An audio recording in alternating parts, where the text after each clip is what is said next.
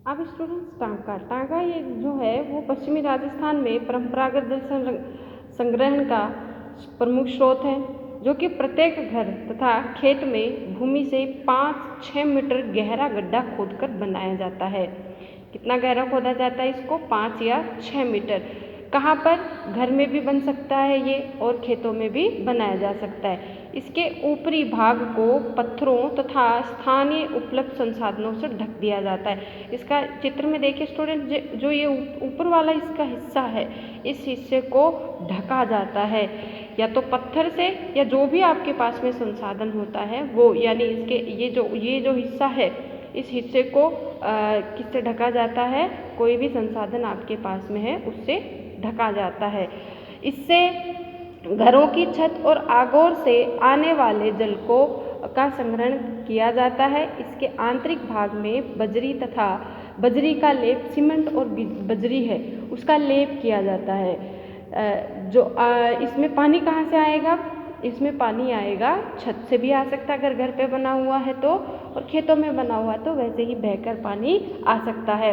अब ये पानी नीचे ज़मीन में, भूमि में नहीं जाए, इसके लिए क्या किया जाता है? इसमें फर्श डाला जाता है, पक्का फर्श डाला जाता है, और ताकि जल का रिसाव है वो ना हो।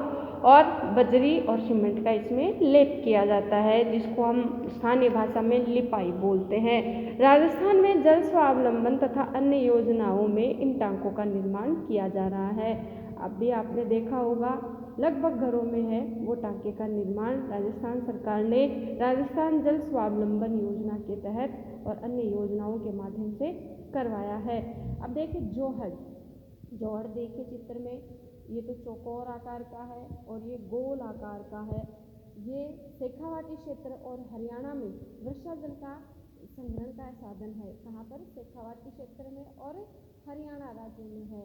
इसका रूप सामान्यतः टांका के समान ही होता है। अभी हमने टांका पढ़ा था ना, ये वाला, इसके जैसा ही होता है, यानी इसको भी पक्का फर्श इसमें डाला जाता है। और इसका जो ऊपरी भाग है वो ऊपरी भाग है भाग टांके से बड़ा तथा गोलाकार होता है और इसमें बहते हुए वर्षा जल को इसके आगोर से के माध्यम से इकट्ठा किया जाता है। ये जोड़ पशुओं तथा मानव के लिए पेयजल का उत्तम स्रोत है। ऊपर से ये चौड़ा होता है और मानव जो है वो यहाँ पे मानव और पशुओं के लिए इसमें पेयजल की आपूर्ति है वो पूरी होती है। अब हम पढ़ेंगे बेरी या छोटी कुई। यह पश्चिमी राजस्थान में तालाब का तथा खड़ीन पश्चिमी राजस्थान में तालाब तथा खड़ीन में आगोर भूमि से 5-6 मीटर गहरा गड्ढा खोदकर, कितना गड्ढा खोदा जाता है? 5 से 6 मीटर गहरा गड्ढा खोदा जाता है। इसका व्यास होता है 2 से 3 फीट का होता है। व्यास कितना होता है? 2 से 3 फीट का होता है। इसकी दीवारों को पत्थरों से बांध दिया जाता है। छोटी कुई जो है या बेरी हम इसको कहते हैं, इसको क्या किया जाता है?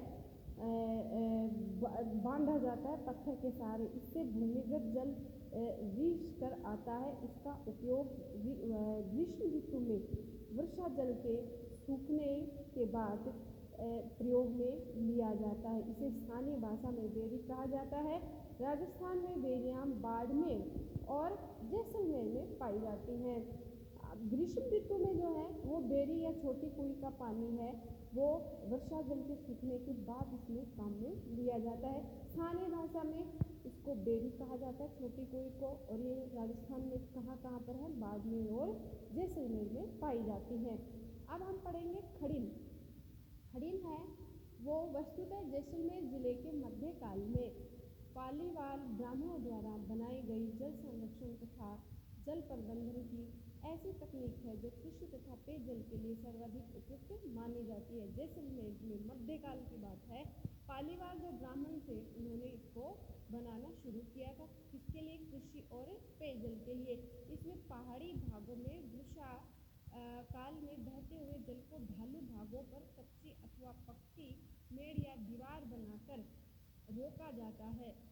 ये पहाड़ों का जो ढालू भाग होता है वहाँ पर इसको बनाया जाता है ताकि वर्षा का जल आके इनमें रुक जाए, एकत्रित हो जाए, तथा अतिरिक्त जल को इस दीवार के एक भाग से निकाल दिया जाता है। जो इसमें जो अतिरिक्त जल होता है उसको दीवार के सहारे दूसरी ओर निकाल दिया जाता है, जिससे इसके लगते दूसरे खड़िन भूमि को जल मिल सके। इसके पास में क्या दूसरी जो खड़िन होती है उसको भी पानी मिल जाता है और इसमें पहाड़ों के द्वारा पानी आ ही जाता है।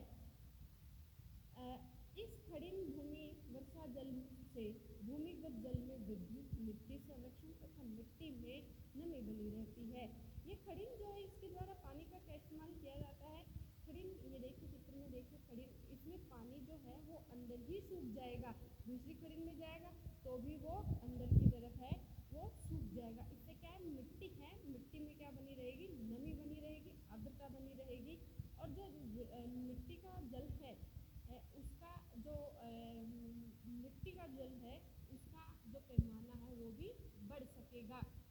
इसके साथ ही इसमें रबी तथा खरीफ की दोनों फसलें आसानी से पैदा की जाती है और इतना पानी इनमें आ जाता है कि मिट्टी जल तो बढ़ता ही बढ़ता है, मिट्टी जल हम इसको नहीं कहेंगे, भूमिगत जल है वो भी इससे बढ़ता है।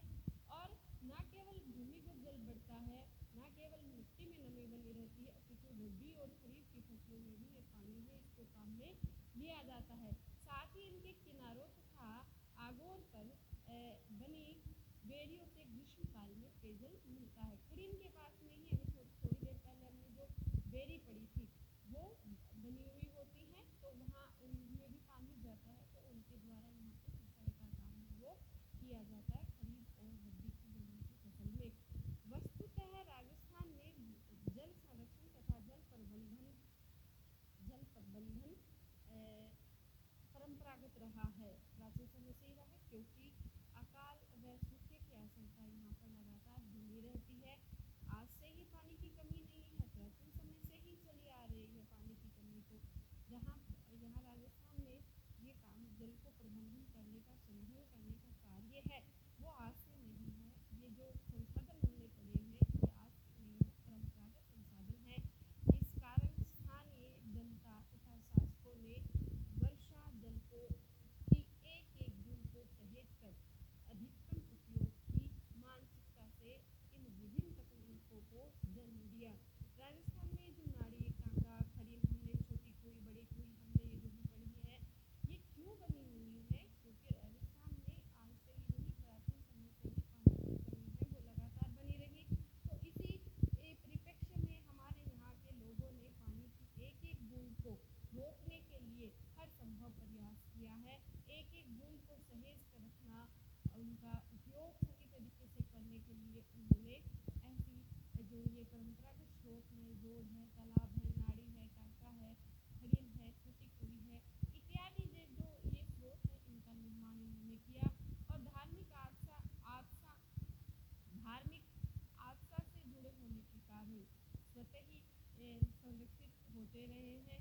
अब इनका संरक्षण जो है वो स्टूडेंट्स इनको किससे जोड़ दिया, धर्म से जोड़ दिया, लोगों की श्रद्धा इनमें बढ़ गई तो इनमें श्रद्धा बढ़ने के कारण लोग इनका रख रखाव है वो स्वतः ही करने लग गए।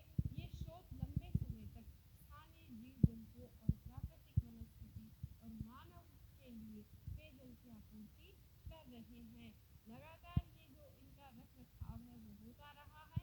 क्यों? क्योंकि लोगों की धार्मिक भावना से जुड़ी हुई है, इसलिए लोगों का इसको लेकर जो नजरिया है वो पॉजिटिव है, नेगेटिव नहीं है। और इसी वजह से ये स्रोत लंबे समय तक आज तक टिके हुए हैं और इनमें जीव जंतुओं व प्राकृतिक वनस्पति और